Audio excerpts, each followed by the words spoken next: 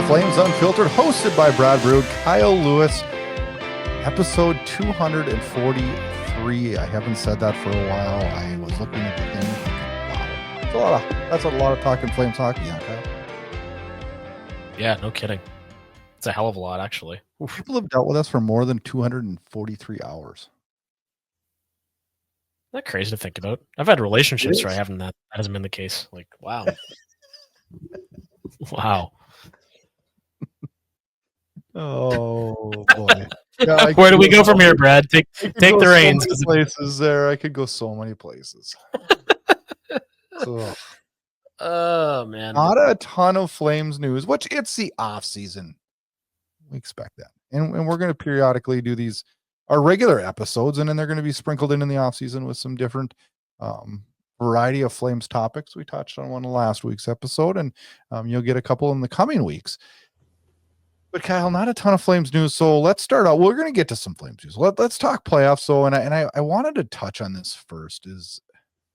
I don't know if you were able to watch. I didn't talk to you about this. I've talked to you a lot lately, but I haven't talked to you about this. But I don't know if you were able to watch the Jets game on Saturday night. Mark Scheifele. His father passed away earlier that day. I can't imagine how he pulled it together to play, but that's what professionals do. And I'm guessing that's what Mark Scheifele's dad would have wanted also. But anyways, the Jets play game 6 and things looked great. Scheifele scores what ended up being the lone Winnipeg Jets goal. And then with late in the third period in a tie game, gets called for a tripping penalty, which was a tripping penalty, but it was a penalty that, like, really he didn't have a choice to take, right? Oh, 100%. Yeah. He just is one of those, you had to do it. He goes to the penalty box, and I know you hate the term hockey gods, and I use it way too much, but like, man, it was just so sad to see him sitting in the penalty box and the series done. And gosh, I will give Dallas a ton of credit. They handled that situation about as perfect as you possibly can. And I feel bad for the Jets, and I especially feel bad for Mark Scheifele. And our thoughts and prayers go out to Mark and his family on the devastating news and a Jets run that was, I know you were cheering for him, and I was cheering for him too, and it was sad. Yeah, that was really deflating. I mean, I'm still kind of riding the high of the previous Game 7 against St. Louis win. That was just one of the best hockey games I've ever witnessed in my life. But yeah, really. What's that? Go ahead. I'm sorry. I was going to say it's just a really sad set of circumstances, very unexpected. Obviously, that Brad Scheifele passed away. I think it was late into Friday night, maybe it had occurred, but very sudden. And then to see the Jets go out the way they did under those circumstances was kind of tough. As far as the Jets go, I mean, if they'd figured out how to win on the road, it'd be a different conversation right now. But they weren't able to do that, and yeah, that's the end of that. Well, now we're down to the Final Four, right? Yeah. After the Toronto, Florida. Let's talk about it. Let's that has all of Canada.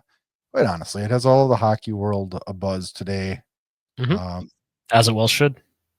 It should, yeah. As the Toronto Florida series ends, and I want to talk about Game 7, but I think there's some other things I want to touch on since we last talked on a normal episode that really kind of made the series what it was. But Game 7, how on a scale of 1 to 10, how bad was Toronto? 10 being the worst. Yeah, 10. Other than that first flurry of chances in the opening 10 minutes, I've watched a lot of hockey, obviously, as you have as well.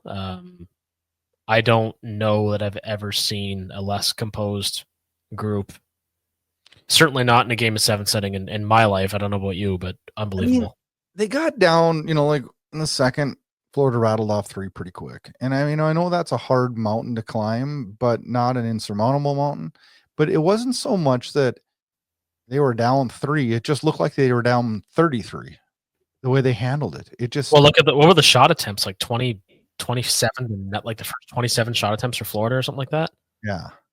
So what? Why? Okay, I mean, we could sit and talk, and we're not going to talk about Toronto for an hour. But what is with this group? Like, what is it? What do you see? What if you said, okay, here's my theory? What's your theory? Well, I want to be careful here for a number of reasons. Not least of which is I'm not a professional. I've been in locker rooms. I know people that work in the league. I know players in the league. I've been around the game enough that I think I've got a reasonably well educated opinion. The makeup of this team, and has been the case for quite some time now. I'm having a hard time wording this, but they just don't have it. And the Toronto Maple Leafs, to me, are the perfect example of how important the term team is. Because you can have a player like Connor McDavid, and he can get you into playoffs pretty well single-handedly. You could say some of the things about Cale Makar and Nathan McKinnon. Obviously, a litany of goaltenders over the years, Gretzky, Lemieux, Courier, all these great players. But it comes down to being a team sport, which is why you have these Cinderella runs like so many we've seen over the years, right? And we'll get to listing all those different teams, but we all know examples. As far as the Leafs go, they just have no composure. They have no discipline. They seem to lack character. And that's not to say that their players do, because they have guys like Chris Tanev, you and I know as well as anybody, are absolute warriors and total playoff performers. But as a group, this is a terrible, terrible playoff team when faced with any amount of adversity or pressure. Like it's incredible how badly they collapsed. It was not the worst. It was the worst margin. Worst loss margin on a home ice by any team ever in a Game 7. So do you okay, you mentioned Chris Tanev, and I was thinking about that as you were talking about that. I always thought of him as like a clutch player, right? Mm-hmm. And so you have this group of led by their leaders, and then you add a Tanev, and that doesn't move the bar at all. And Tanev looks fine, but I mean, that doesn't move the bar at all on getting this team over that hump, right? Yeah. So is this an Austin Matthews problem? Is this a Mitch Marner problem? Is this a William Nylander problem? Like those are the three I look to, is because that is the core, right? I mean, I suppose you could throw John Tavares in there and Morgan Riley in there too, but like this is a problem amongst that group, and it's led by Austin Matthews. So as much as I think he's the most talented player, where one of the more talented players in the league, like where does this fall on? Everybody wearing a letter needs to share some of the blame for sure. And I was going to mention Tavares had you not, because I think Tavares is the guy's done. He's had some great individual seasons, as Lou Lamoriello so eloquently put it at one time. Had some great individual success in the league, but he has not put that team over the top. I got to be honest, I was actually quite intrigued by a lot of the rhetoric surrounding Toronto as a fan base and as a media hub. Brad Marchand in particular, and as well as Kevin Bieksa, had talked about this at length in post-game interviews, and it was really telling to me that they were saying like how incredible the pressure is on those guys in Toronto, and how and if you talk to any Leafs fan, this is why I can't stand so many of them. It's the same stuff every year. They're the loudest, they're the most arrogant, in your team's building. That are egregiously posting on social media anytime they win or have any measure of success, just shoving it down your throats. And then you get into this Game 7 scenario wherein once again, and not the first time, jerseys are thrown and beer are thrown. And it's like, that behavior is absolutely deplorable, first and foremost. And I was a little disappointed to see some people in the media didn't come down as hard on that behavior as they should have. But what I'm getting at is that the team has astronomical expectations every year, and I don't think that any other team in the league would have run it back with this same group as many times as the Leafs have. Would you agree with that? Yeah, but I hate to say this, the team out to the West is not really any different. And if they lose this series to Dallas, the fingers get pointed at Edmonton the exact same way. They went one more round, but they're a round short. I haven't seen quite the same level of behavior from the Oilers fan base. No, and I'm not talking about fan base. I'm talking about at what point do you blow up the McDavid, Draisaitl, Nugent Hopkins group? Well, let's look at it this way I hate then. to say that. I mean, because it's really not any different. Like if you just look at it like year for year, like it's not really any different because we keep saying, well, Toronto's full of stars. Edmonton's full of stars. Neither are raising the cup.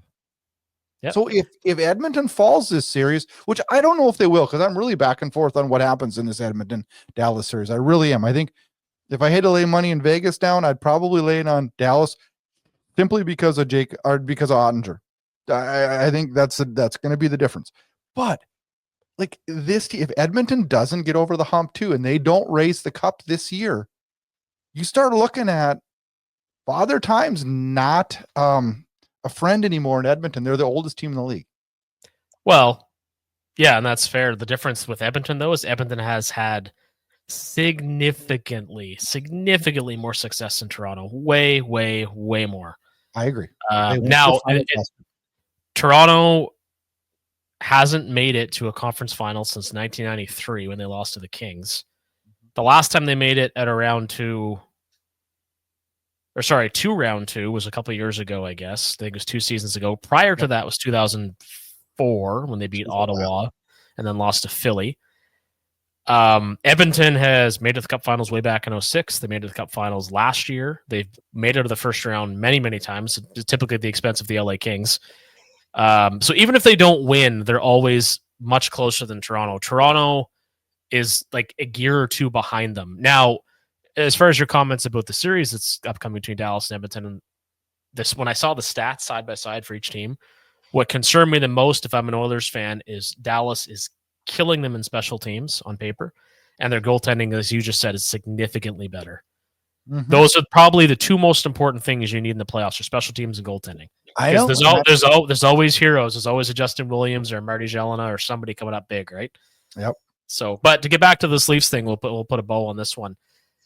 I think that team just lacks composure, and as I've said before, like you've heard people talk about good teams having off seasons.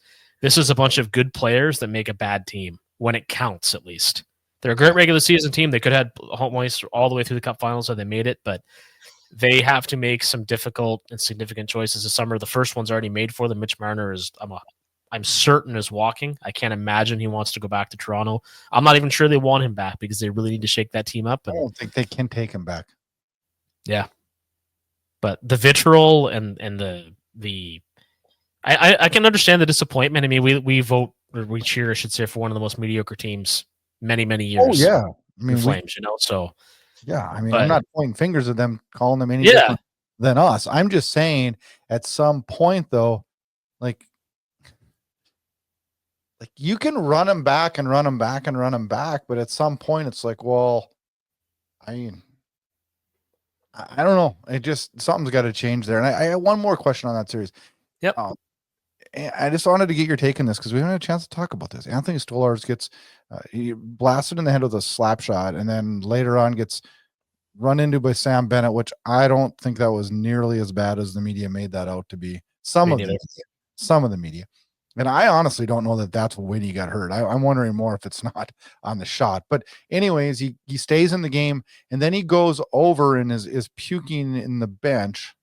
And I'm sitting there thinking to myself, wait a minute. Where are the concussion spotters on the first hit? Yeah. Right? Well, nobody wants their goalie to have to get yanked out, but then also nobody wants their goalie hurt either, right? So I don't know. It just, gosh. Well, I've clocked. Would err on the side of caution, I guess. Well, yeah. I mean, I've even in pickup, I've clocked goaltenders in the head many times and rattled them a little bit, and certainly not intentionally. But I mean, the masks are only so good. If a goaltender gets hit with a really hard shot in the mask, because you and I both know, and as you just said, like the Bennett hit was not the cause of that concussion. It may have exacerbated our previous, on that shot. But to your point, I think that the league has to look a little more closely when a goalie gets hit in the head like that. Because the way these sticks are, man, I can shoot, probably 90 miles an hour on like my best shot if I get all of it, right? Like I'm not going to do it regular, mind you. I'm nowhere near that good, but I can take a howitzer from time to time, and if I can do it, these guys that are trained professionals with these sticks, it's scary how hard they can I shoot. know, and that's what I'm saying. I don't know. That was a question ahead. Now, Florida, who deservedly so, I mean, they played well, and they're moving on to the conference finals against a Carolina team that we've talked about it all series. Anything that Carolina's been in this year has been boring, and that Washington series was the least favorite. I think everybody in the hockey world would agree, and but I'm really interested to see this Carolina Florida series. I think that's actually going to be fairly entertaining. I think so too. I mean, the difficulty for me is I'm not particularly invested in either market. Either am I. But I'm curious to see how Logan Stankoven, stacks up for Carolina, because all the talk's been about Rantanen, and deservedly so. He's been unreal for Dallas, but I think in the East, Carolina, a little bit of a hungrier team than Florida, but Florida, especially with adding Brad Marchand at the deadline, they're just such a deep, deep team. And Bobrovsky, not enough people are talking about him, man. The saves he makes are so composed looking. Like, he just doesn't look rattled.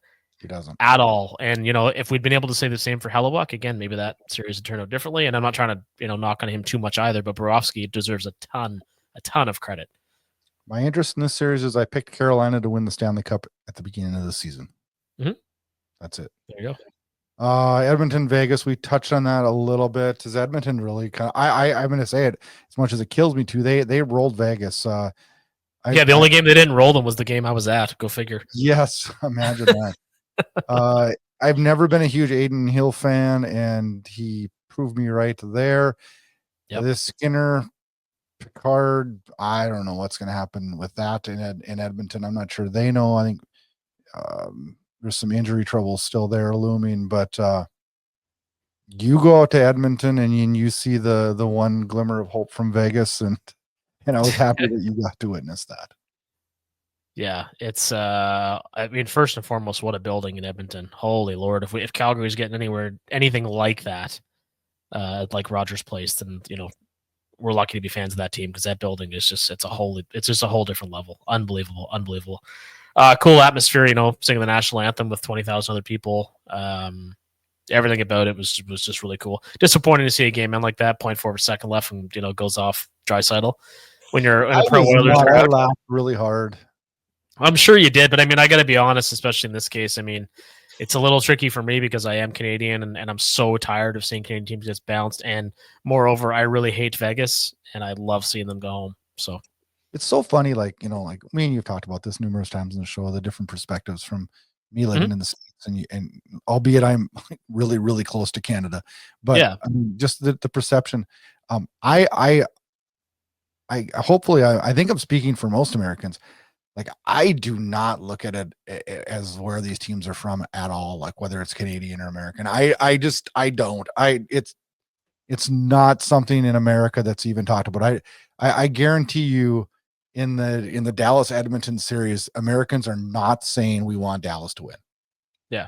Yep. I would say in America, there's as many teams that want to see Connor McDavid and Edmonton advance to the finals than there are Dallas. I will tell you that. And you're seeing it. You're seeing it with like Charles Barkley and Shaquille O'Neal and those guys, like former basketball stars, talking about Edmonton and how they're fans.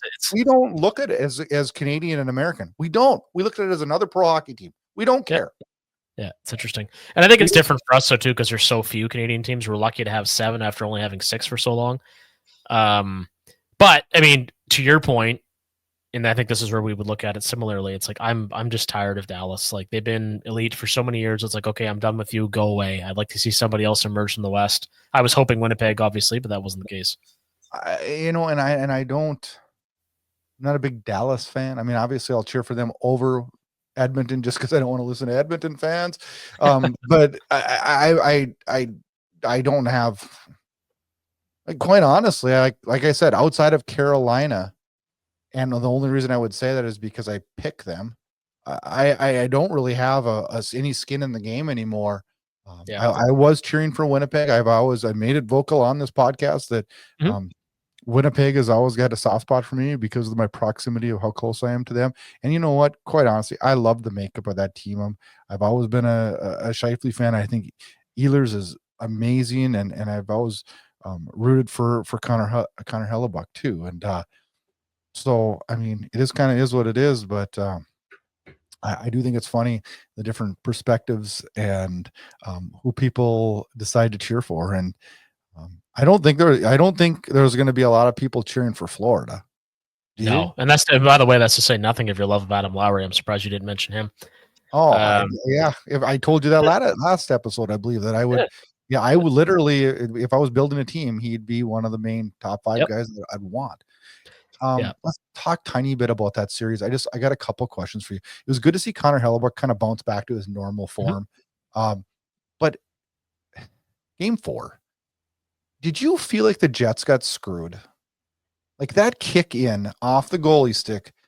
Like I don't understand. I mean, I understand what the rules are saying.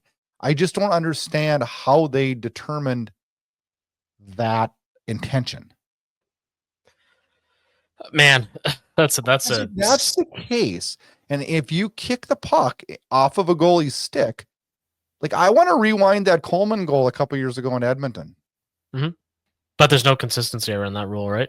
That's the problem I'm having. Like, I really think there needs to be a meeting this year amongst the league officials and determine a black and white. Like, you know what? If it comes down to, let's say, if you kick the puck in, it's okay. I'm okay with that. Yeah, as long as it's consistent, right? It's fair for everybody then. So just eliminate that rule and just say, you know what? If the puck goes in outside of somebody throwing the puck in, it's a goal. And I don't care if they move their head forward to headbutt it in. If they can headbutt the puck in, good for them. If they can, good for them. But if they kick it like off the goalie's stick or they kick it like off the post and they didn't kick it in the net.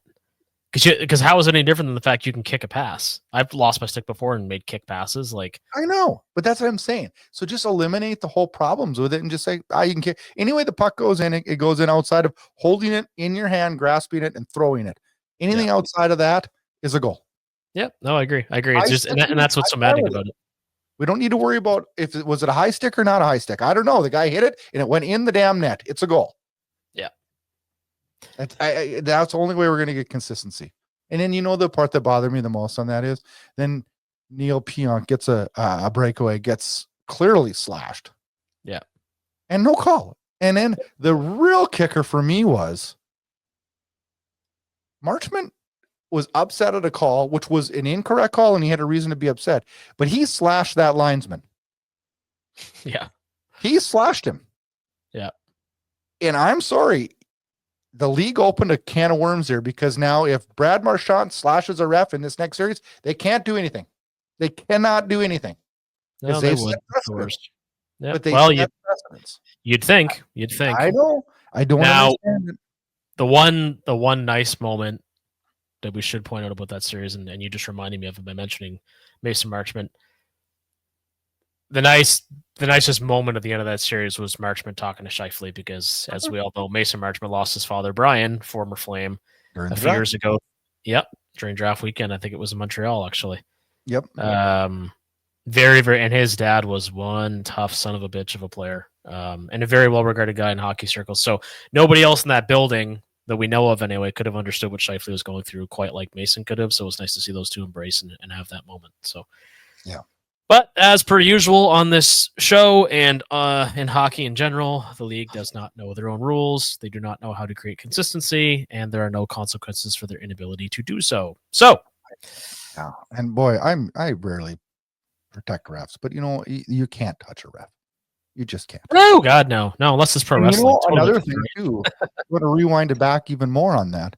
When Ben hit Scheifele with the ref in between them, not in a fight. They weren't in a fight. If a ref gets in and there two guys, me and you are going at it in a fight, and a ref gets in there, that's a little different.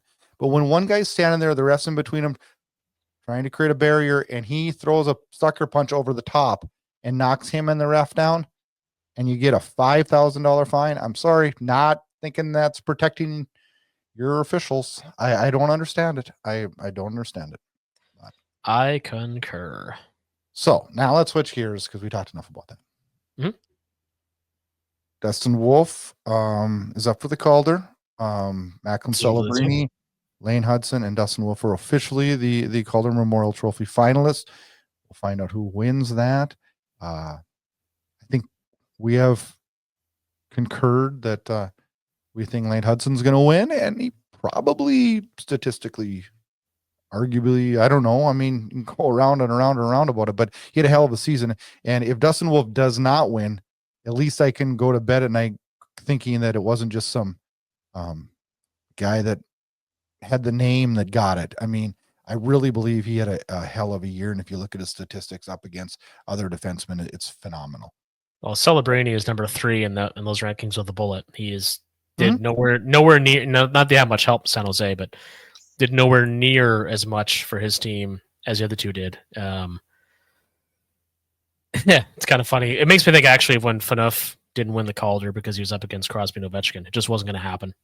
Yeah. In this case, had Wolf get his team into the playoffs, so you get that 30th win, I think he probably wins it because we already know the Flames don't get anywhere near that close without him.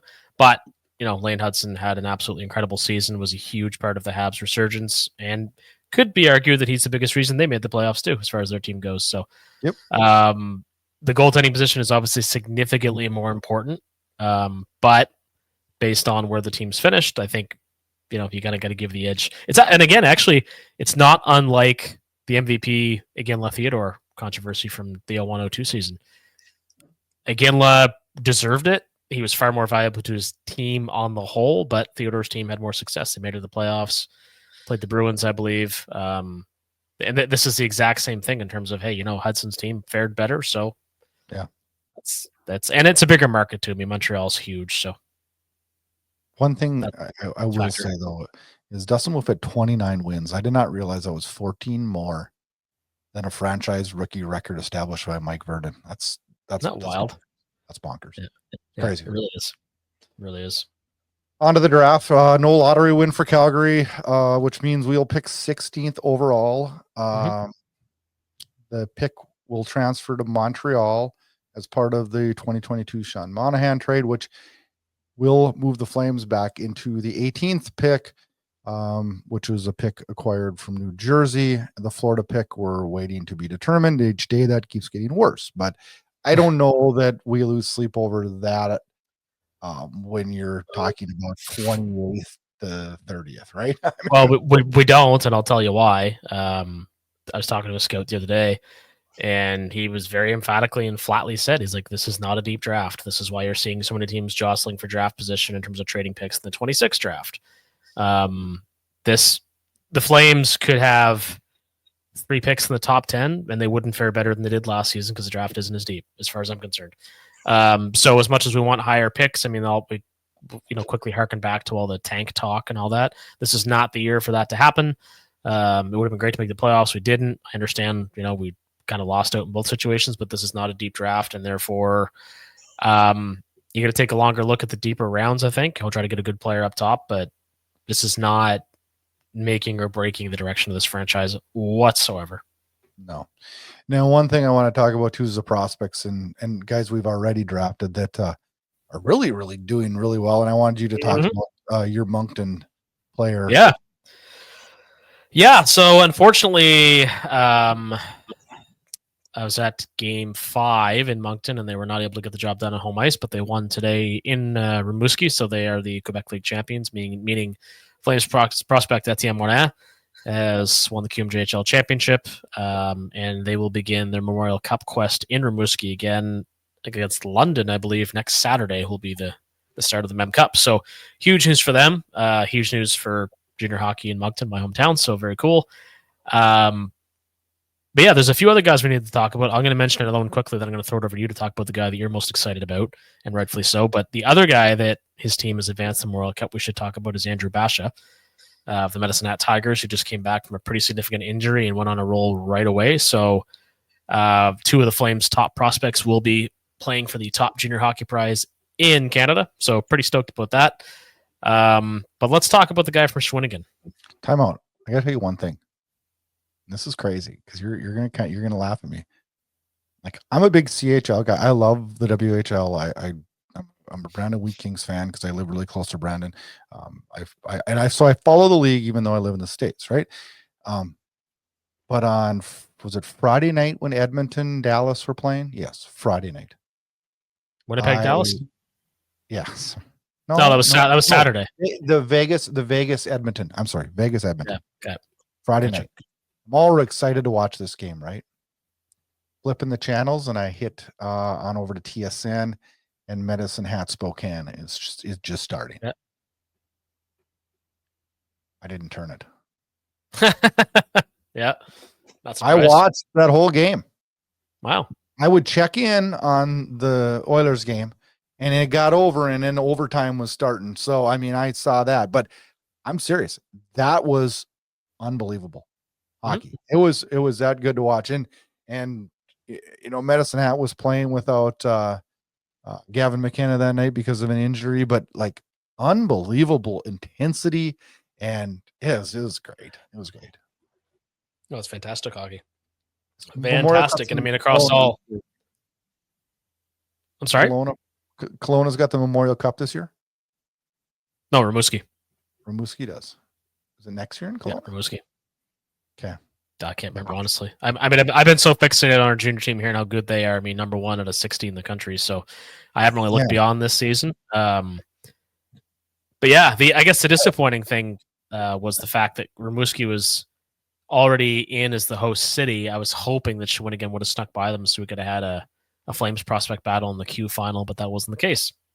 Yeah. The guy I was excited before I cut you off. Gridden, unbelievable. Wins the Bergeron Trophy as the offensive rookie of the year in the Q this year. Mm-hmm. 79 points, 36 goals, 43 assists, plus 31. Does this guy have a chance of a roster spot next year? It won't. He'll get a longer look in camp. I don't think he's quite there, but he is. I'll be curious to see all the Flames prospect rankings this summer because he's top 5 now for sure. Yeah, I mean, what a year. But this is what I mean when people talk about, wanting the tank. Like, if you look at all the players we have in the pipeline now, other than a center, I don't really know what else we'd be looking for. I mean, we're pretty stacked in most other positions, right? We're really stacked. And I know, and I'm not stupid. I mean, I know some of our prospects aren't going to pan out. That's just the sheer numbers, right? Yeah. But I mean, outside of like desperate needs on this team, number 1 center. Yeah. Outside of that, I don't see a desperate need. No. And that's why I'm not so sure that I wouldn't be willing to package a couple of we have a plethora of offensive defenseman prospects. I wouldn't mind maybe moving one along with another piece at a shot at that center. I don't know. I think it needs to be. We've talked about that. It's going to have, because centers are so hard to come by. It's going to take you're going to have to find somebody who's unhappy somewhere, not willing to sign somewhere, convince him that he's willing to sign with you, and then make that trade. Like that's have to be an aggressive approach. Oh yeah, you're absolutely including one of those D prospects, a first and probably a decent roster player to try and get a center that you hope will pan out. You're not going to get an established center for that. So, it's going to be really interesting to see because the centers we do have are aging out rather quickly as well. I know. I mean, it is changing. Speaking of aging out, let's talk about most of the guys at Over Worlds aren't aging out. Maybe you could consider Backlund aging out. Let's touch base on them. Backlund has got 5 points in 5 games. Anderson for Sweden's got 3 points in 6 games. I believe they played today, though. I didn't see a score. Captain Rasmus Anderson, no less. Yeah, he's getting a lot of love over there. Holy cow. He's I don't know if he's taking billboards out to raise his price tag or what, but he's getting a lot of. It's probably good for him to have a change of scenery, though. I mean, getting away from all the negativity that he alluded to in Calgary, and understandably so. He did, like we've talked about at length. He had a terrible season, generally speaking. So I think it's a bad thing for him to go and play for some country and kind of cool off for a bit. But it's funny in a way to think that he's named captain and Backlund's not, considering their roles in Calgary. But it's also difficult for me because I don't pay a lot of attention to that tournament, so it's hard for me to gauge it because the Flames website reports because they have nothing else really going on at this moment between the end of their season, draft, and free agency. So they're checking in on Kevin Ball, Dan Vladar, Adam Klapka, Rasmus Anderson, Michael Backlund. It's like Mackenzie Weegar. It's like It all sounds like they're having fantastic tournaments, but ultimately the tournament doesn't mean anything. So I don't really care. I am with you. But now I will say, because that sounded a bit dismissive on my part, I'm happy these guys went to get the reps in. I'm happy to get to play for the country. It's just not. I mean, any other international tournament taking the airwaves the same time as the Stanley Cup playoffs, you can't make me care about it. You can't. I'm happy for the players, but I don't care about the tournament. Yeah. And I prefer half. I mean, I understand Klapka, Vladar, Hanzik, and I understand Anderson and Backlund just because of where it's at. I'd rather see Uyghur at home. Uyghur has an assist in 5 games. Klapka had two goals and an assist in 2 games played, one of which was a beauty, an end-to-ender. I don't know if you saw that. I did, yeah. And Dan Vladar, who didn't expect to get in any games, there's a .93 save percentage in 2 games, and Hanzig's got 2 points in 5 games. So yeah, I mean, it all looks roses, right? Well, those 2 guys you just mentioned in particular. So Vladar, who didn't play a lot in the second half of the season, but played extremely well when he did. I think it's good for him to, continue playing. He's playing for his next contract, obviously. And then Hanzik, I do think it's a really good developmental opportunity for him to potentially earn a full-time role with the Flames next season. So I don't want to imply that it's useless. I just don't care about the day-to-day of it. I don't care at all. So you care even less than I do. I care way less than you do. I guarantee I care way less than you. I guarantee. Oh, man. What I do care about. What's that? With what we saw in offer sheets last summer with the St. Louis Edmonton craziness. Yes. Is there a chance we see more? I see the compensation levels came out. They've actually went down because now if you want a guy from 7 to 9.3 million, it's a first, a second, and a third. Where last time I believe it was 2 firsts. Yeah, it was. So it's changed a little bit. What got me a little bit more excited is, the first thing when you look at these offer sheets and you look at the compensation, it's got to be your own picks. And there's a lot of teams that can't even offer sheet just because they don't have their picks. I look at Calgary's 2026, we got all of them. So we can offer sheet. So who would you offer sheet? Or who would you consider offer sheeting? Maybe is a better way. I have one guy on my list of guys that I would do tell. I like Marco Rossi in Minnesota. I would offer sheet him. He's a center. He's what we're looking for. Is he the number 1 guy up front that you're looking for? I don't know yet, but he's young. How can I see do you have a mini? I've heard his name a lot, but how many points did he put up? I knew you were going to do that to me. Let me bring it up. Rossi. Because I believe he was 60 points in 82 games, 24 goals, 36 assists. I feel like there's something there. It's so funny too. Like now. Well, just reading this, like looking at his season, then I scroll over to his playoff stats, and I just totally forgot that Minnesota was even a part of it. What did he have in the playoffs? 2 goals and an assist, I believe. What, 4 games? 5 games they played? They played 6. Yeah, that's right. But I mean, Minnesota has been so. I mean, now I made a comment about us being the center of mediocrity in Calgary, but man, Minnesota, like that team. When's the last time they won a deep playoff run? 2003 when they lost to the Ducks in the conference finals. When Wes Walls played for them. That's what the former Flame, the speedy Wes Walls. His son worked for me. He's a great guy. I've met Wes, and his son is cool. A wonderful, wonderful kid, Calvin. And he plays hockey in Sweden now. Or no, Switzerland now. Good. That's funny, actually. I ran into Jordan Murray at the Wildcats game. So Jordan was a part of he plays hockey with us sometimes. And ran into him at the Wildcats game on Saturday night. A great guy and obviously a phenomenal hockey player. He's part of the Senators system for years and has a great living playing pro hockey. I believe he's also in Switzerland or in the German Elite League or somewhere in that region. But there's pro hockey outside of the NHL and AHL, and it's damn good hockey too. So, but that's cool. Yeah, Wes Walls. He could have made our Obscure Flames episode pretty easily too. I can't believe I didn't pull that one. Yeah, I'm kind of surprised too. Number 37, if I'm not mistaken. I think you're right. Back to the offer sheet. Okay, so we're not going to offer sheet. That's enough with West Walls. Enough with West. We're not offer sheeting somebody that's not a center, right? I can't see that happening.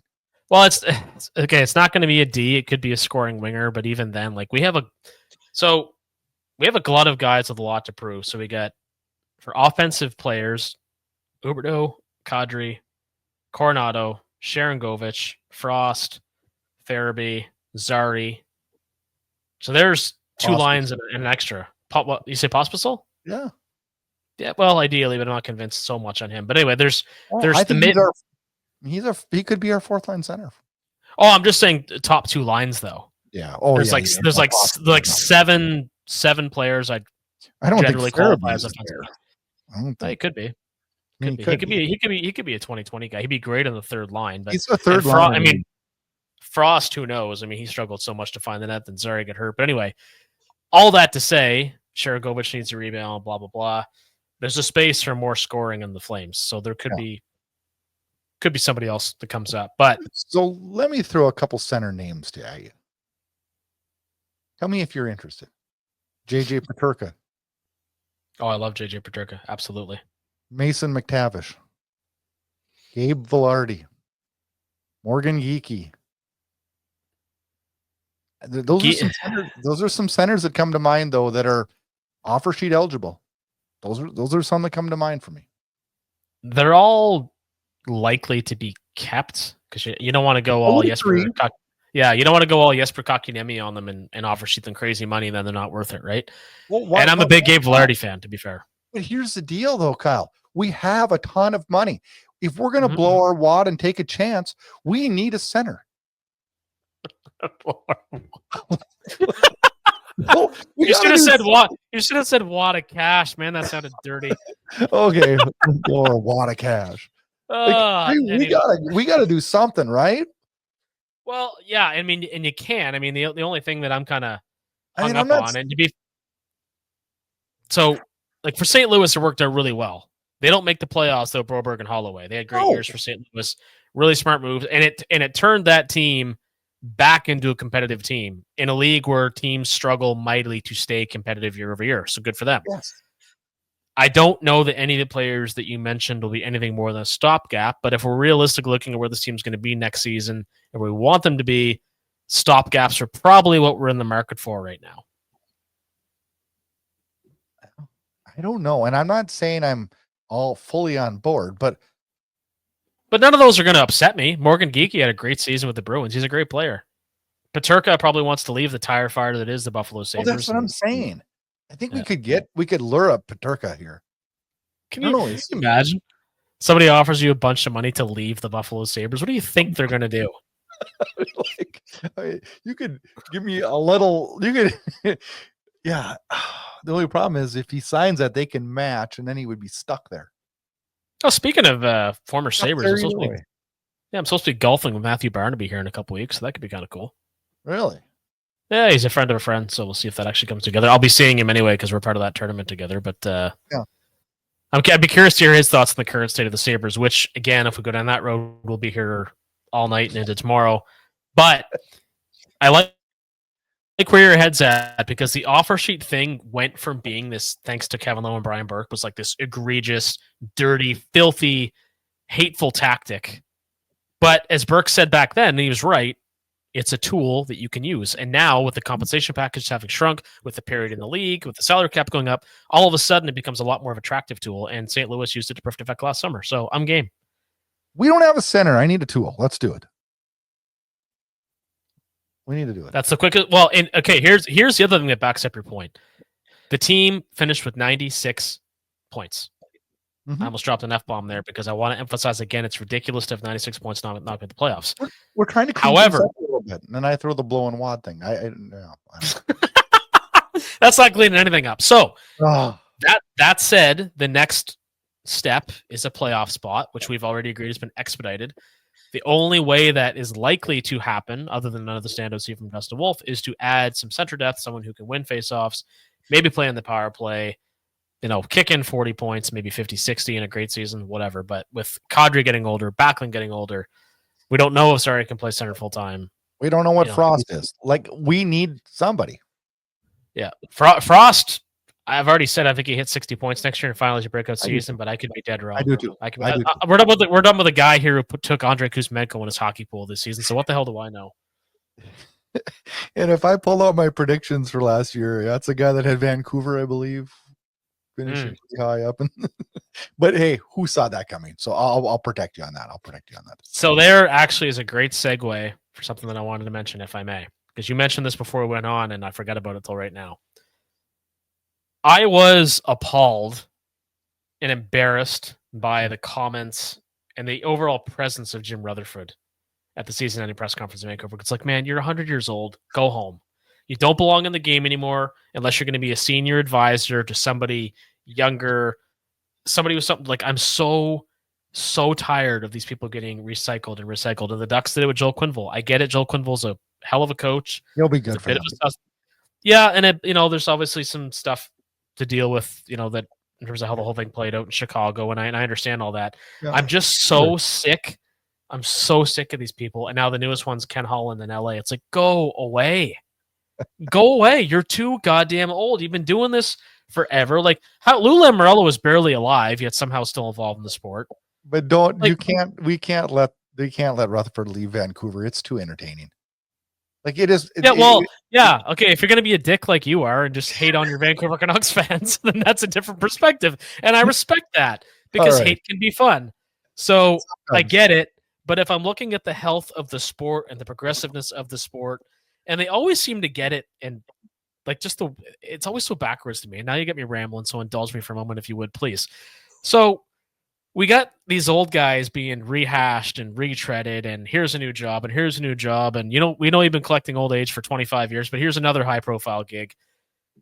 And they do that over and over and over again, but then they want to get more progressive in other ways, and they bring in broadcasters in the form of former NHL players who are terrible at analysis, and I'm looking at a handful of people I'm not going to name, or like Jennifer Botterill on the Hockey Night Canada panel. I'm just over it. Like, just stop, just go away. Kevin Bieksa is fantastic by contrast. Yes, he's been really good. Like, unbelievable. I want people in the right positions, not because, okay. It's just, I don't know. I just don't get it. Like, they try to do progressive things in some regard and they backfire, and then they completely ignore younger talent coming and looking for management positions and keep giving these other guys jobs because they won a Stanley Cup in 1998. Like, I'm just over that, I agree. I agree. There is some old guys like I could pray Bruce Boudreau is coaching again. There's certain guys, right? Oh, Bruce Boudreau's a great guy too. Like, but I do see what you're saying, and I do think, and I think we did it in Calgary for the most part with bringing in a younger coach like Ryan Huska, right? I think that. Yeah. Well, I remember this. We're really going today. We're going long. That's okay. You remember the people in Calgary freaking out when Mitch Love left, and we let this guy get away. Can you believe it? We let this young guy get away. Well, he's in Washington, isn't he? Yeah, but he still hasn't surfaced as a head coach, and we went through probably 9 head coaches since then. If not more. I might be wrong on that. Might be more than that. And he still hasn't surfaced. Now, I did hear last week that he was in the interviews for the 5 open coach. I believe a 5 open. I'm not sure what team, but I did hear he was in the interview process for one or more. But that's the thing. Like, we get on these things as fan bases that, we can't lose this person. I think we need to probably be a little bit more open to losing people because, I did not want to lose. We're really going off on a tangent today, Kyle. For example, I was not enamored with losing with Tanev. I did not want to lose Tanev. Mm-hmm. But this year, did I ever say to you, boy, could really use Tanev right now? Yes, we could have used him all year. But we're humans. We forget right away. Yeah. We forget right away what we had. So you just raised something else really interesting because this actually came up this morning with my buddy Chris. So Chris is a diehard Baltimore Orioles fan. Diehard. The Orioles just fired their manager. Mm-hmm. And as he tells me, the plan was this was going to be the manager to help all these young guys progress into MLB. Once the team had established, prior to this season, because it's been pretty abysmal thus far, once we'd established the Orioles were now a good team, ownership basically. Well, ownership kind of gave him the mandate. Okay, we saw you as a transitional manager. Now you're going to guide this roster. We're going to see how you do now that they're competitive. They've since made a change because the team has been crappy. So my question to you is, do you think that Ryan Huska will lead this team through the transition and come out the other side? Or is he a transitional coach wherein we're going to see a Craig Berube or Rick Tocchet or some other sexier quote-unquote name be brought in? I think for the most part, myself, and I believe I can speak for most of the fan base, that we're pretty happy with the Huska hiring, right? This year, and I'm not speaking for the fan base now, I think some of the fan base would agree with me because I've received messages and questions and been told other people's opinions, and they agree with me on this. I think Ryan Huska did a pretty good job this year. I questioned a little bit some of his personnel decisions. That does, and you did too, and that scares me a little bit for the future. Although I'm open to the fact that I don't think anybody's going to be perfect, and I'm going to agree with all their personnel decisions, right? No. I remember the Jeff Ward days so vividly about the line blenders, and I've said this how many times? 100 times out of we had 243 episodes. I've said it 100 times. It's a sign of panicking as a coach, and I think it's a horrible way to coach.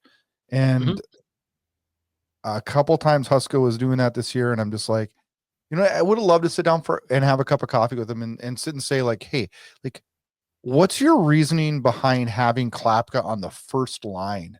Like, I know Klapka at the end of the year, I know Klapka was moving and shaking, but seriously, so if we would have made the playoffs, opening night of the playoffs, we'd have had Adam Klapka on our right wing first line. Based on the playoffs are played, that would change the situation a little bit. But I understand what you're saying. I mean, some of the deployment was questionable. I went on all year about Kevin Rooney.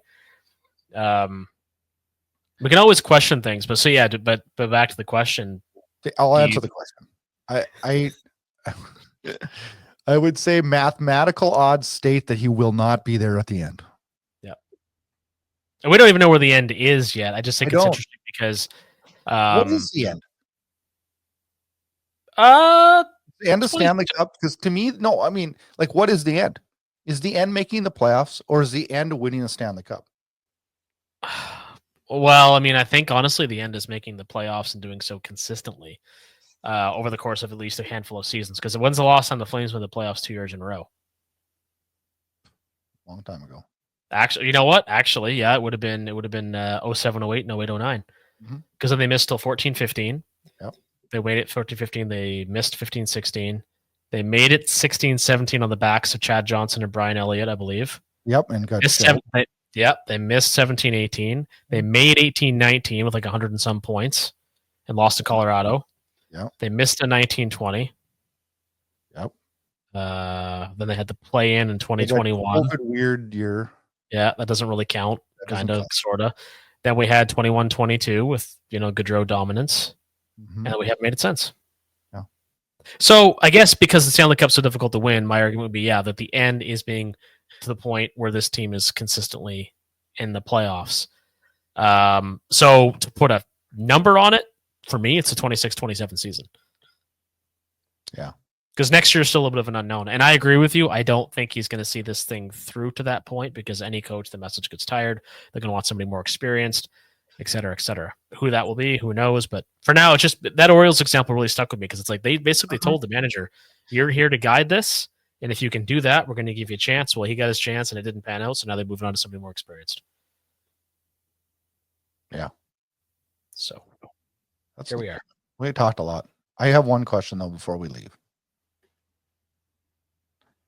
There's been a ton of talk about Mitch Marner. Yes.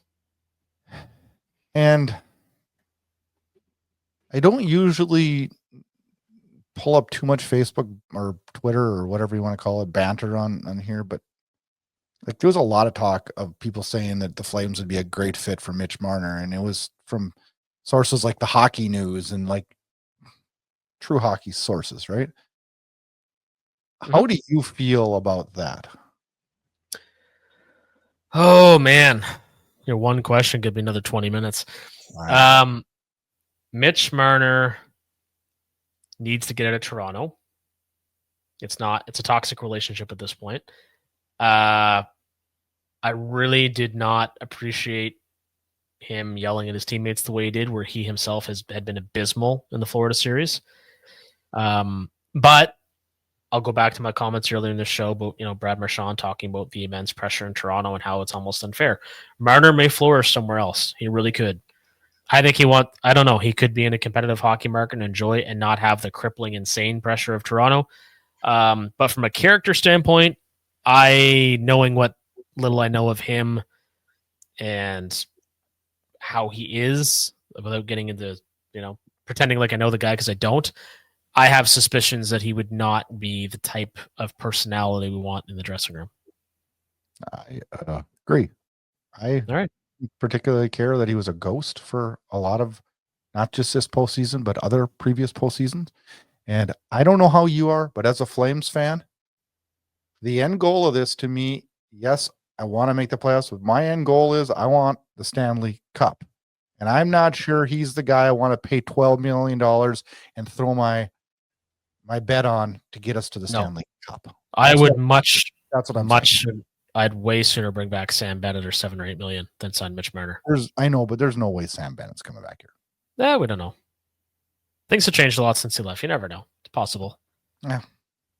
Anyway, it'll be interesting to see. It's going to be a really interesting summer. We got a lot of things to talk about over the course of that summer, and the next few weeks will hopefully make some things a little bit clearer. But I can tell you one thing: we'll be watching the locker clean out in Toronto pretty closely, because that's crack a beer for that one. That's going to be fascinating. Yeah. Mammoth logo, do you like it or you don't like it? Mammoth name, do you like it or don't like it? Well, I'm a huge fan of the band Mammoth, Wolfgang Van Halen, Eddie's son. So I do like the name Mammoth, and the logo's not bad. I think it's way better than Yeti. I'm getting a little bit tired of the cartoonish names, and Mammoth is kind of cool. I don't mind it. I thought you were going to say I'm a huge fan of the Flintstones, and it reminds me. No, I'm just joking. We gotta go. Yeah, we're at a time. I like it. I don't mind it at all. All right, what are we going? It's better than Hockey Club. Very much so. Very much so. Get on over to flamesunfiltered.ca. Get signed up for our newsletter. That'll get you in, contacts every single week with the video and audio version of the podcast. Up next on the show, we get a trio of special episodes, so we'll hit that. We'll be back with a normal episode June 17th, where we will preview that NHL draft and some preview as we head on out today. Small Town Strip Club, get on out and get their new CD, Through the Noise. Compilation CD, good stuff from the band Small Town Strip Club. Also check them out, Spotify, Apple Music. I'll have a great week. Flames fans, have a great week. And we're back. Another episode next week. See you then.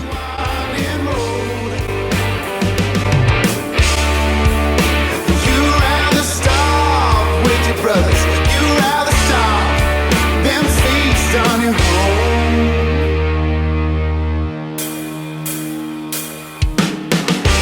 Everyone's trying to make ends meet.